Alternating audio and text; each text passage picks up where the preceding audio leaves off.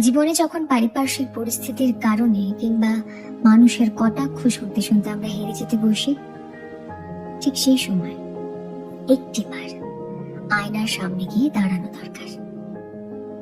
বাইরে থেকে দেখে তোমাকে যে যেভাবেই প্রেডিক্ট করুক না কেন, যে যা খুশি বলুক না কেন, যে যেভাবেই জাজ করুক না কেন, একটিবার আয়নার সামনে গিয়ে দাঁড়াও, নিজেকে দেখো, একটিবার নিজেকে বলো,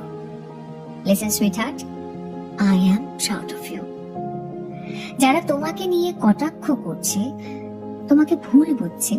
তারা হয়তো জানে না তোমার জীবনের আসল গল্পটা কি, কতটা কঠিন সময় তুমি পার করেছো, কিভাবে সেখান থেকে তুমি বেরিয়ে এসেছো, কিভাবে বেরোনোর চেষ্টা করছো। তারা যদি জানতো, তাহলে বিশ্বাস করো, তারা প্রত্যেকে একটা কথাই বলতো, এত কিছু হওয়ার পরও কিভাবে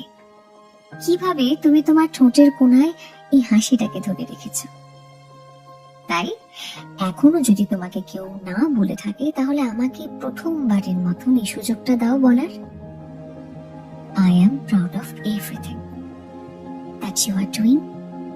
that you have done, and that you will